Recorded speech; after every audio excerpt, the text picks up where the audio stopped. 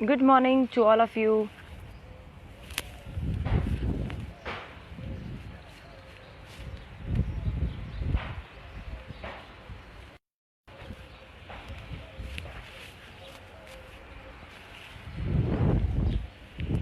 जो नए जुड़े हैं उनको गुड मॉर्निंग।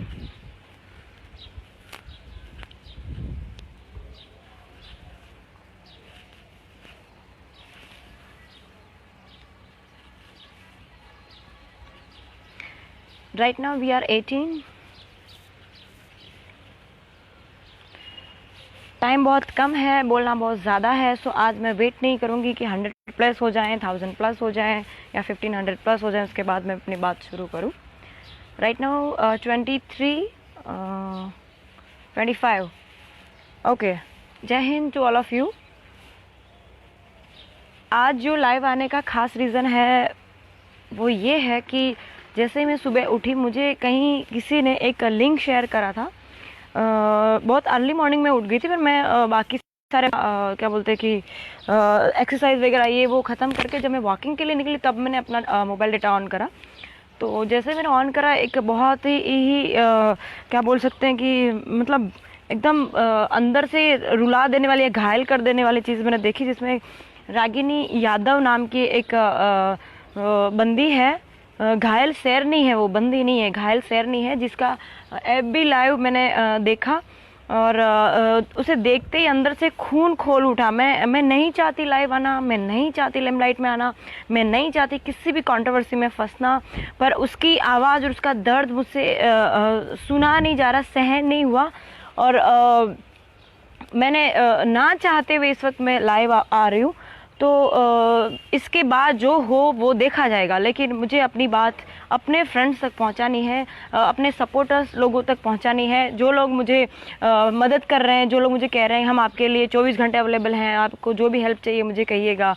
यूपी से यूपी बिहार, मतलब पूरे भारत से लोग कांटेक्ट करने की कोशिश कर रहे हैं। तो मुझे उन लोगों तक अपनी बात पहुँचानी थी। और एफबी लाइव मुझे लगता है कि आज के दिन का जो है मेरे कॉन्टैक्ट लिस्ट में सबसे ज़्यादा अगर कोई मेरी बात अगर कहीं तक पहुंच पाई तो ये वो एफबी प्लेटफॉर्म है। सो यहाँ आके मैं लाइव आके मेरे सपोर्टर जो मेरी मदद करना चाहते थे उन लोगों से मैं अपनी बात कहना चाहती हूँ।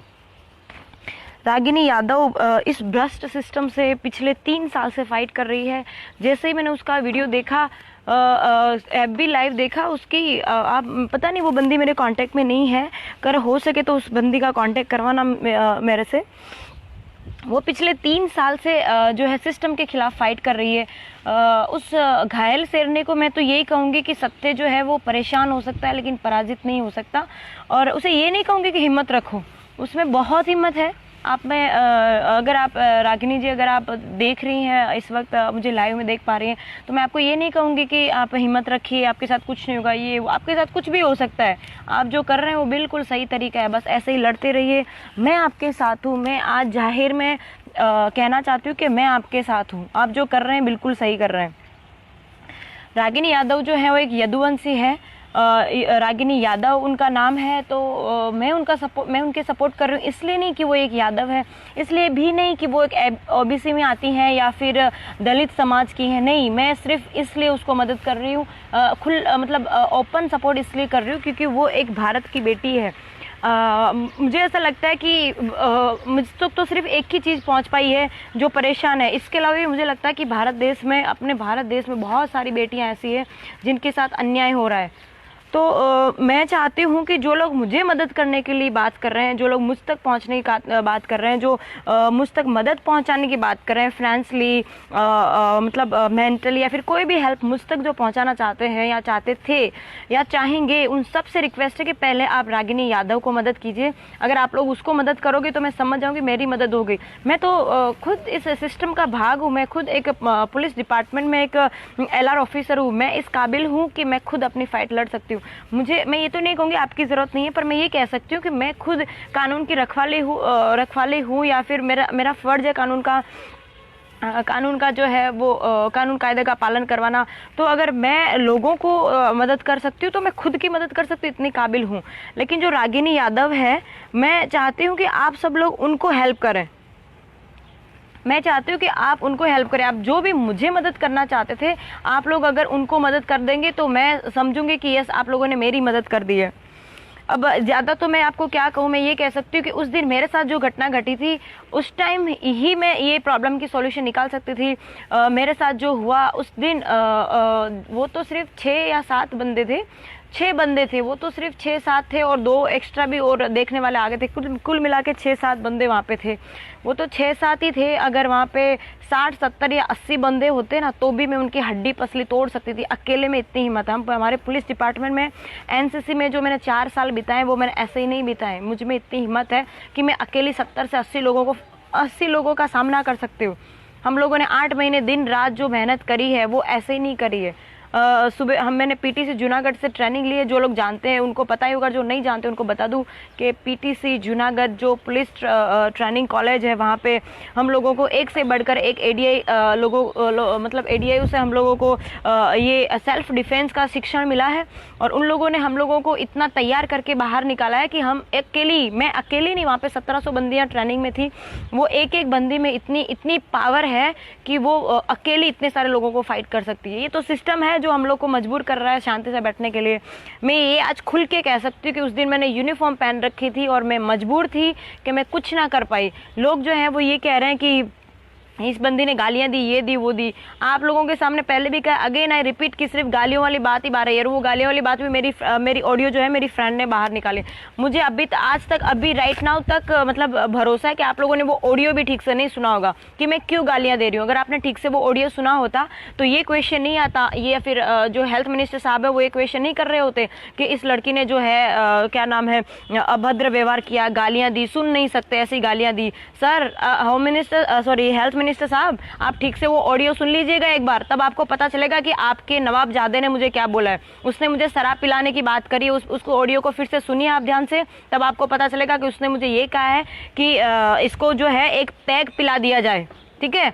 तो मैं कितना से मतलब हद होती है। मैं 1 घंटे से आपकी औलादों के साथ भेजामारी कर रही थी, 1 घंटे से आपके बेटे के लफंगे दोस्तों के साथ भेजामारी कर रही थी। जब मेरी बात ईमान पे आ जाती है, वो साले हरामियों की हाँ, आज मैं खुल के बोल रही हूँ कि उन साले हरामियों की इतनी औकात कि वो लोग मुझे दारू पिलाने की बात कर रहे हैं। खुद साले हरामी पी के आए और वो लोग मुझे पिलाने की बात कर रहे हैं। शुक्र मनाओ मैं उस दिन वर्दी में थी, वरना आपका बेटा और वो जो उसके लफंगे यार थे ना, कब तक टूट चुके होते, हाथ पैर और अपने सारे प्राइवेट पार्ट सब तुड़वा के जाते हरामी मुझसे। और ये चीज मुझे नहीं कहनी थी। मैं कानून में हूँ, मैं डिसिप्लिन में हूँ। मैं पिछले 1 महीने से कह रही हूँ मैं डिसिप्लिन डिपार्टमेंट में नहीं बोल सकती। आप लोग मेरा मुंह क्यों खुलवा रहे हो? मेरे खिलाफ आप लोग इंक्वायरीज करवा रहे हो, मेरे खिलाफ लोगों को इकट्ठा, भाड़ों के टट्टू को इकट्ठा करवा के मेरे पीछा करवा रहे हो। मेरे खिलाफ लोगों के सामने आप जो है लोगों को भाड़े के टट्टू को इकट्ठा करवा रहे हो, मेरा विरोध करवा रहे हो। क्यों? अगेन बोल दूं हेल्थ मिनिस्टर साहब, ये सत्य है ना, वो परेशान हो सकता है, पराजित नहीं। और इससे पहले कि मैं अपना मुंह खोलूं, चुपचाप से अपने बेटे को ठिकाने पहुंचा दो। जो आपने बेल पे छुड़वाया ना, उसको चुपचाप वहां पे पहुंचा दो वापस, वरना वो दिन दूर नहीं जब मैं ये नौकरी मैंने इस्तीफा दे दिया था।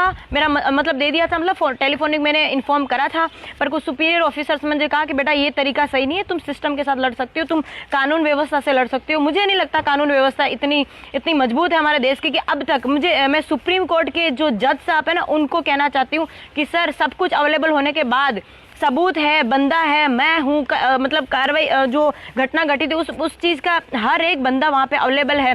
किसी का मर्डर नहीं हुआ है, कोई गायब नहीं है, कोई गुम नहीं है, फिर भी मुझे न्याय मिलने में इतना टाइम क्यों लग रहा है? क्यों हमारे भारत देश की कानून व्यवस्था इतनी कमजोर क्यों है? क्यों किसी भी बंदे को या बंदी को जो है अपनी कंप्लेंट दर्ज करवाने के बाद चप्पल घिस जाए तब तक धक्के खाने पड़ते हैं? क्यों हमारे भारत सिस्टम का जो कानून व्यवस्था वो इतना कमजोर क्यों है कि बंदा जो है मतलब आज अगर कंप्लेंट करता है, आज अगर किसी लड़की के साथ बलात्कार हुआ है, वो अगर जाके वहां पे कंप्लेंट करती है तो जब तक उसका रिजल्ट आता है तब तक वो बंदा मर चुका होता है। मुझे समझ नहीं आ रहा है कि आप लोग जो इतनी बड़ी बड़ी बात कर रहे हैं कि हमारी कानून व्यवस्था, ये अभी भी मुझे अपनी कानून व्यवस्था पे भरोसा है। मैं कानून की खुद एक रखवाली हूँ और मैं चाहती हूँ कि आप भारत देश का सिस्टम, जो भी सुपीरियर ऑफिसर सुन रहे हैं उन लोग को बता दूं कि हमारे भारत देश का जो सिस्टम सोया हुआ है उनको जगा दो। जो 11 बजे ऑफिस जाते हैं और 12 बजे कोर्ट में, 11 बजे कोर्ट में पहुंचते हैं ना, उन लोग को बताओ कि हम लोग भारत देश में रहते हैं, हमारी सुबह 4 बजे होनी चाहिए। ये कोई फॉरेन कंट्रीज नहीं है जो आप लोग 10 बजे तक सोते रहते हो। आप लोग सो, मुझे उससे भी मतलब नहीं है, 12 बजे तक सो, पूरे दिन सो, आपकी लाइफ है। लेकिन मेरे साथ जो हो रहा है, मेरे जैसी हजारों लड़कियों के साथ जो देश में हो रहा है, वो होना बंद नहीं होगा तो मैं छोड़ दूंगी ये नौकरी और उतर जाऊंगी बगावत पे। जिसमें हिम्मत हो रोक लेना मुझे। अभी भी रिक्वेस्ट कर रही हूँ, हाथ जोड़ के रिक्वेस्ट कर रही हूँ हमारी कानून व्यवस्था पे, हमारे सुपीरियर ऑफिसर से, होम मिनिस्टर साहब से, डिफेंस मिनिस्टर साहब से कि सर आप क्या कर रहे हैं? हमारे भारत देश की लड़कियां सुरक्षित नहीं, हमारे भारत देश की बेटियां सुरक्षित नहीं, आप क्या कर क्या रहे हैं सर? नरेंद्र मोदी सर, माननीय श्री नरेंद्र मोदी साहब से मैं ये कहना चाहती हूँ कि मेरा ऐसा माना कि सुपीरियर पावर आपके पास है सर। आप जो है वो मंदिर बनवा रहे हैं सर, बहुत बड़ी बात है। मैं बहुत खुश हुई इस चीज़ को लेके कि जो लोग ऐसा कह रहे थे मंदिर बनेगा तो ये होगा वो होगा, उन सारे कमीनों की आपने आवाज़ बंद करके आज आपने मंदिर बनवा दिया। तो आप अगर ये कर सकते हो तो मेरा मानना है कि आपके लिए बहुत छोटी सी बात होगी हमारे भारत देश की जो बेटियाँ उनकी सुरक्षा करना। सॉरी सर अगर ज़्यादा कुछ बोल रही हूँ, अगर मेरे बोलने में अगर आप लोग को लगता है कि मैं अपने दायरे से बाहर जा रही हूँ तो माफ़ कीजिए सर, लेकिन मैं मजबूर हो गई हूँ। एक रागी, आज सुबह ही मैंने देखा एक रागिनी यादव नाम की जो घायल शेरनी है, बंदी या लड़की नहीं कहूँगी, घायल शेरनी या फिर हमारे देश की बेटी पिछले 3 साल से इस सिस्टम के साथ फाइट कर रही है। इस सिस्टम से परेशान हो गए कुछ खाकी वाले हैं जो उसने ऐसा कुछ उसे गालियां दी जा रही है, उसे गंदी गंदी गालियां दी जा रही है, कुछ हजारों बार गालियां दी जा रही है। कहाँ गए ये लोग? ये जो यूपी बिहार और एमपी के जो मुझे यादव जो हैं वो मुझे सपोर्ट करने की बात कर रहे हैं। सर आप मुझे बाद में सपोर्ट कीजिएगा, पहले आपके घर में जो आग लगी है, आपके घर में जो अंधेरा है या फिर आपके आंगन में आपके पैरों में जो अंधेरा है ना, उसमें आप ध्यान दीजिए। पहले आपके घर की बेटियां सुरक्षित नहीं है, आपके राज्य की बेटी सुरक्षित नहीं है और आप मुझ तक गुजरात तक पहुंच रहे हैं मदद करने के लिए।